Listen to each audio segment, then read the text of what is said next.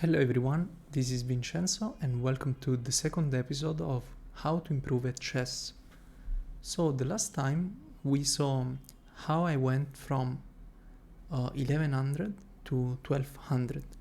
So today I wanted to show you how I got from 1200 to 1300, at least on this account. So here you can see my games, and we are going to select only live games and rapid ones, and we are going to select the rated ones because I also played some unrated games. We are going to go to the last page, and here you can see the games that we analyzed the last time, and they were the first two, I believe. These two we didn't analyze the loss, so this was a very bad game, but today we're going to analyze the first game I played at 1200 level. You see here I have two games at 1200 and then I got to 1300. So let's start with the first one here. Okay, I won this game. As you can see, I got a lot of rating points because these were the first games I played on this account. So when you play your first like 10 games, you get a lot of rating when you win, and you lose quite a lot of rating when you lose. So let's put this like this. Okay, I was playing black and the time format was 15 plus 10. So I highly recommend this time format to you if you want to play rapid, because to be honest, lately I've been playing a lot of 10 minutes games, but 10 minutes is almost like blitz. So if you want to play slower chess and you want to take your time to think, try at least 15 plus 10. So the game was not my best game, obviously. Here I blundered twice, 2 mistakes, 7 inaccuracy, but overall 77% accuracy at 1200 is not too bad. So with one great move too. So okay, let's start with the analysis, because we have two games to analyze. And yeah, my opponent start with d4, I played d5, and this is the queen's gambit. I go c6, it's the Slav defense. Now normal development from both sides. Now here maybe the first strange move, probably it's still theory, I don't know, but I went here. Now I talked about moving the queen early in my previous video. So this is a bad move, to be honest, because yes, you attack the undefended pawn, and this pawn is undefended because my opponent decided to develop the bishop this way. But is this really a good move? No, because after queen d2 or queen c2, my opponent just develops and they can easily defend against my threat. So this is not a good move. Probably a better move would have been e6 in order to develop my bishop and castle. So yeah, my opponent goes queen d2, the best move, and I take. I mean, it's just a free pawn. I could have taken even here on a move 2. You can take this pawn, yes, but then if your opponent know his theory, well, probably they're going to get the full center, right? And yes, you won a pawn, but you're not going to keep it, and you give your opponent control of the center. So this is why I played this opening. Now I took, of course they can still go here, but they decide to take, and I took with the e-pawn. Why did I take with the e-pawn? Because I wanted my pawn structure to stay together. Whereas if I take with the g-pawn, which is the best move according to the engine, by the way, by a slight margin, well, if you take with the g-pawn, then you have an isolated pawn, an open file, you cannot castle kingside, probably. So this is why I took with the e-pawn. Now I develop the bishop, looks good. Maybe here would have been slightly better to put pressure on the knight, but then you kicked out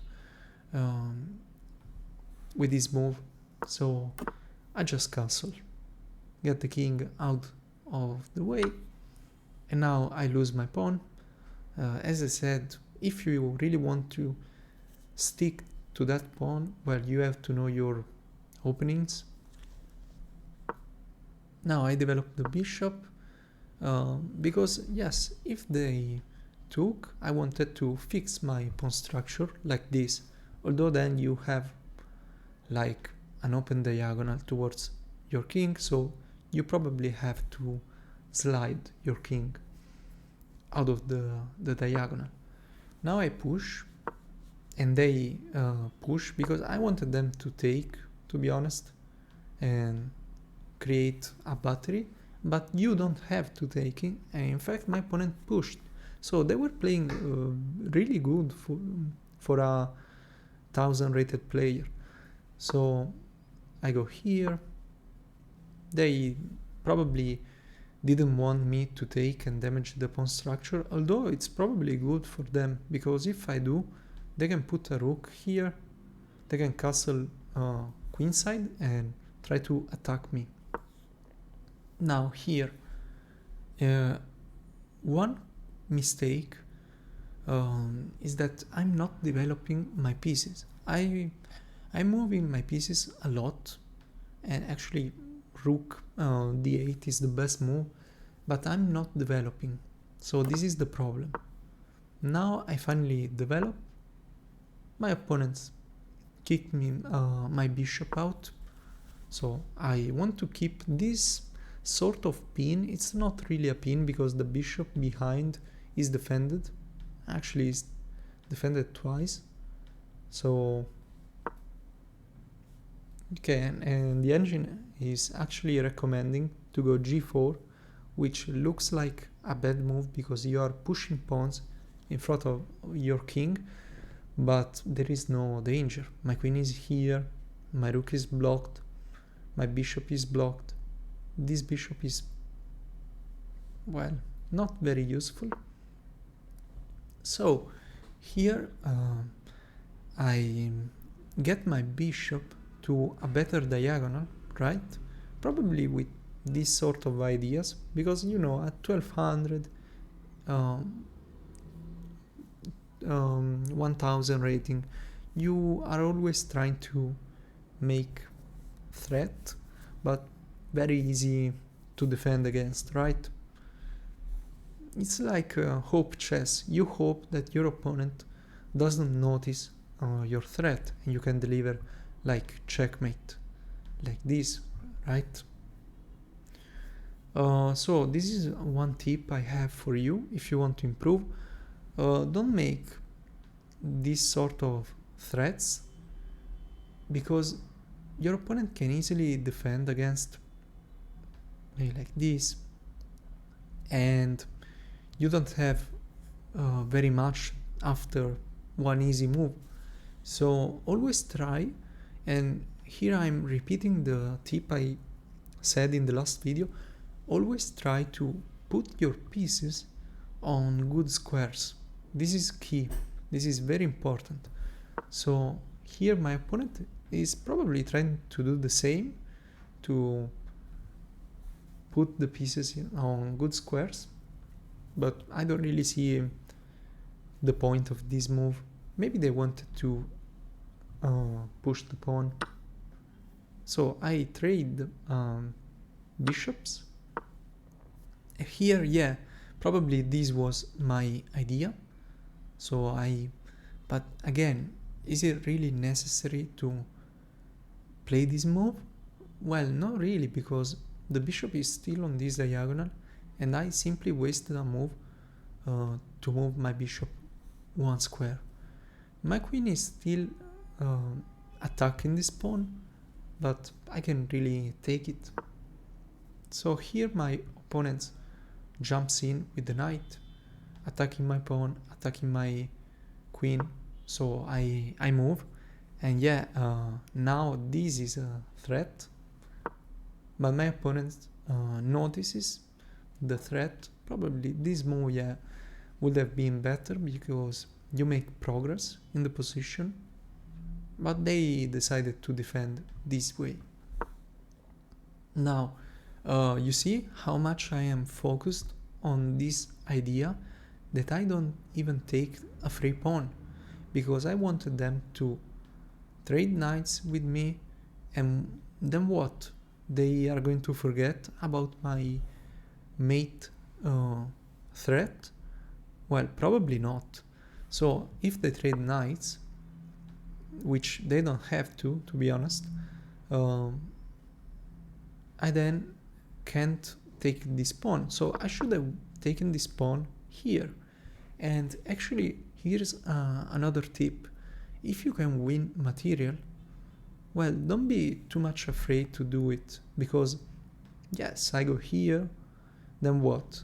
The rook attacks my queen, I just slide my queen, then what? The other rooks attacks again this pawn with my queen behind it. Well, I just go here and I am unconcerned. So yeah, try to, when you can win material and you actually have a plan, but you can win material, well, maybe you should go for the material. Don't be too greedy, always calculate if you can win the material and be safe, but if you can, do it. And actually there is a series of lessons here on chess.com called, if I'm not mistaken, How to be Materialistic at Chess. So check that series out, because it teaches you that sometimes you shouldn't be afraid of winning material if there is no danger, okay? But anyway, this is what happened. They took back. As you can see, I'm trading everything. Okay, I give a check. So what? There is no mate. And actually, I have to go back with the queen, and the king here is an improvement for my opponent, because now it's closer to the center, whereas my king is far from the center. And if we trade everything and go into an endgame, well, I'm probably going to be worse, because my king is still here. So what was the point of giving this check? There was no point at all, because I improved my opponent's position. So here's another tip. Don't give checks if they are simply going to improve your opponent's position. So yeah, let's see what happened. My opponent clearly wants to double rooks here and start pushing this pawn. Probably it's their plan. It's a good plan, because this is a pass pawn, this is a dangerous pawn. You have to be careful. And here I blunder. Why did I blunder? Because of d6. Then wait, d6. Then what if I just take? What happens? Oh yeah, d6. And this is not the problem, but this is the problem. You see here, my king is still surrounded by these pawns. If I take, well, I'm getting mated. like this. Very nice tactic, because after the rook goes back, well, it's not the queen that takes, although it's the same thing. Okay, yeah, it's the same. It's the rook, then you take, the queen takes, and there is no way you are getting mated. So this is why I had the same idea by going rook d7. I had the same idea as my opponent to double rooks here and try to win the pawn, but he blunders a tactic. So did my opponent see it? No, they didn't. And here I blundered the same tactic, you see? You always have to be careful. Here's another tip. Always be careful with your king's safety, especially if they can make double threats like this. They push a pawn, attack one of your pieces, and another piece is attacked too. So you have to be very careful.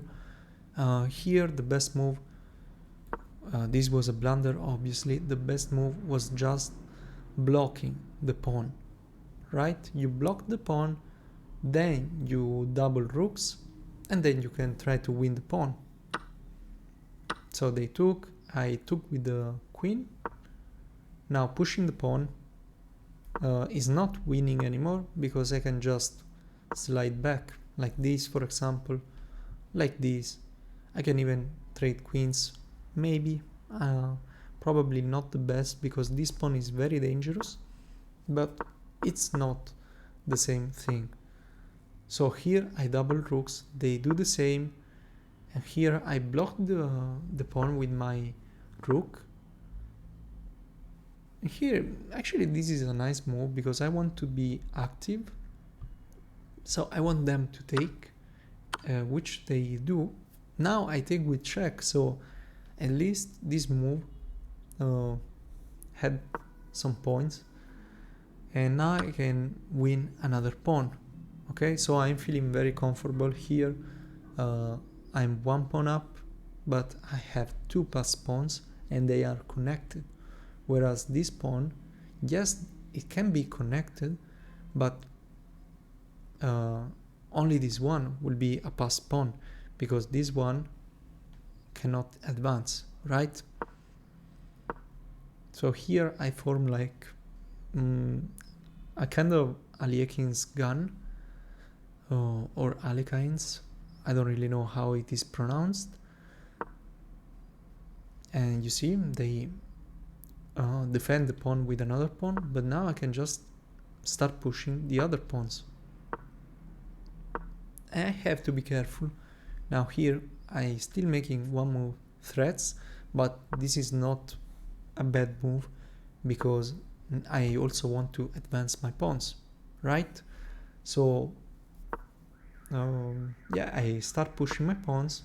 Now I defend them, I get my queen closer, and now there is no way my opponent can stop these pawns, so they decide to sacrifice a rook for two pawns.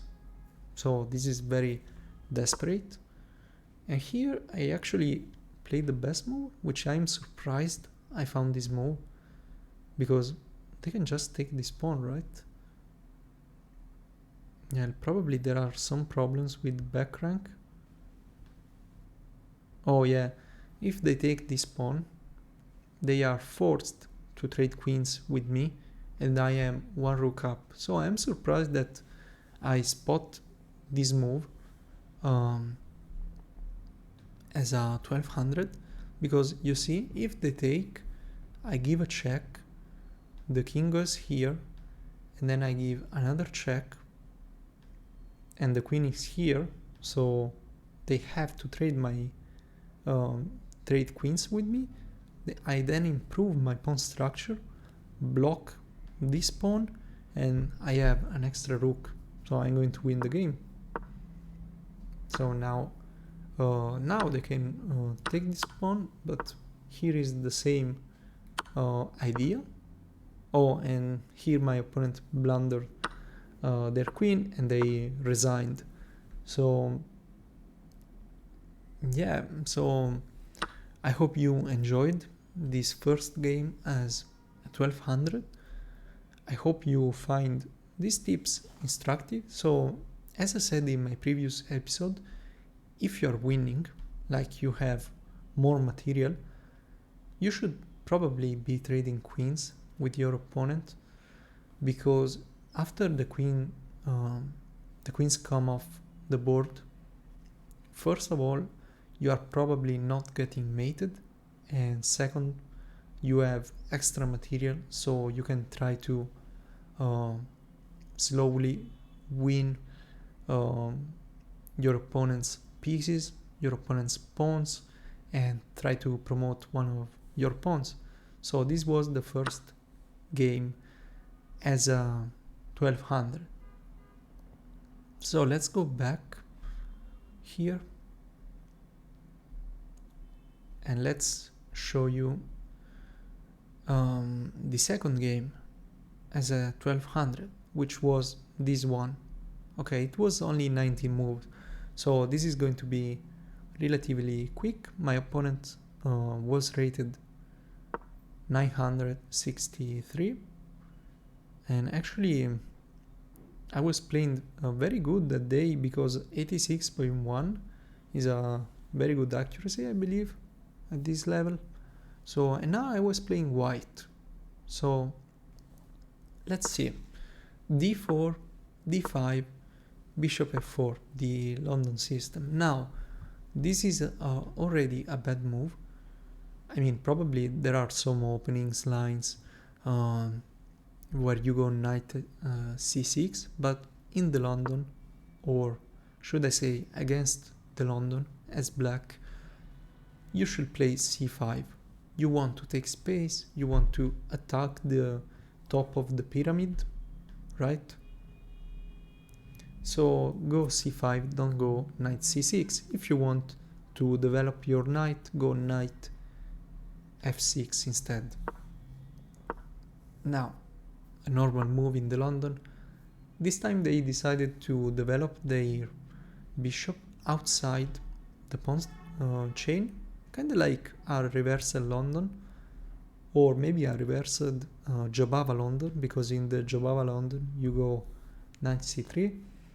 Well, there are some tricks here, because if I go here, for example, they can jump in with their knight, and now this knight move is justified. This is why in this position, when they develop their bishop like this, I like to go simply c3, completing my pawn pyramid and preventing the knight from jumping here, right? And in fact, this is what I did. The engine is not concerned, wants you to immediately try to play your pawn break, but then this move is possible, although you have this defensive move, so you should be fine. Now I go here, another standard move.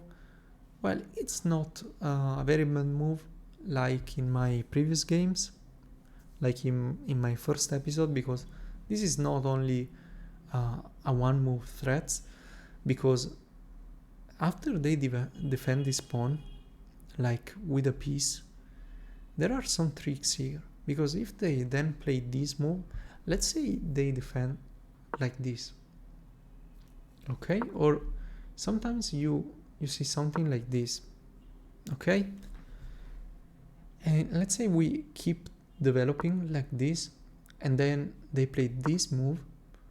Well, now you can actually pin the knight, and if they don't kick you right away with this move, and they play something like this, well, this is obviously a bad move, well, then you can jump in with the knight.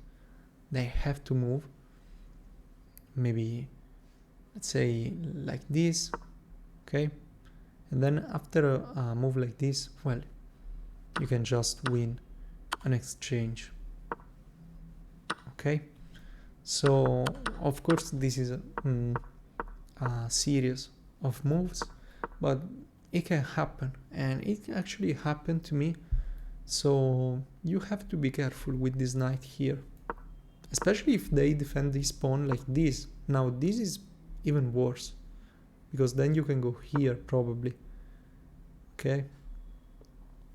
So yeah, now they decided to defend with the rook. It is the best move. I keep developing normally. Now this move gets played. I develop again. Here you slide back, because here's a tip. If you want to improve, you should probably not take every time you can, okay?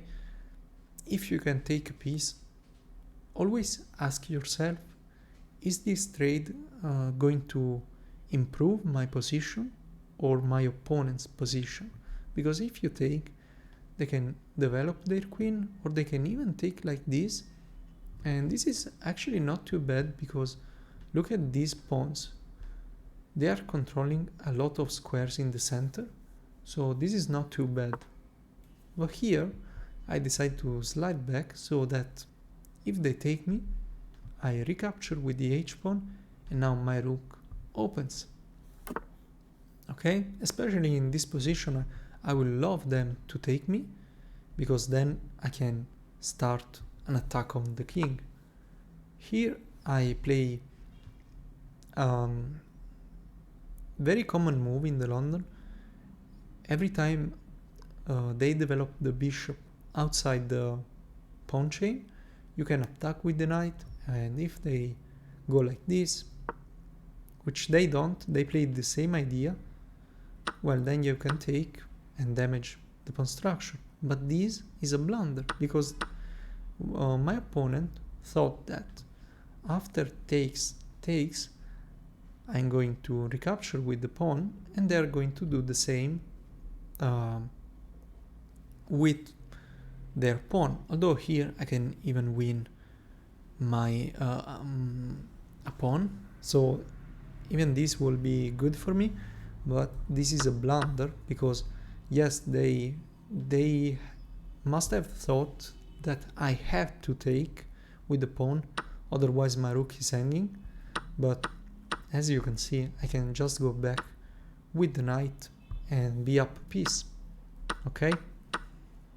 So this is called like well, this is not the variation. Oh, wait a second, did I really play this? Oh yeah, this is what happened in the game. So this is an instructive moment, because I look at this. I had 13 minutes and I blitzed this pawn recapture without even thinking. So here is another tip. You have to take your time.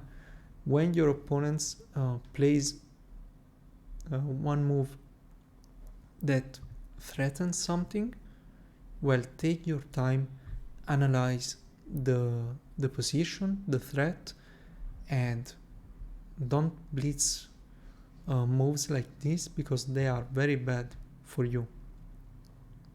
So I should have taken my time and said like, well, I have a knight here, I can just recapture with my knight, okay? But I didn't. Yes, I opened my rook, but what's the point of losing a piece, okay? Okay, I won a pawn, I'm happy. I cannot win another pawn because my opponent defended. So I move my queen, and my intentions are very clear. Slide the queen to the king side and deliver checkmate. So my opponent prevents my idea, but I can still do it like this.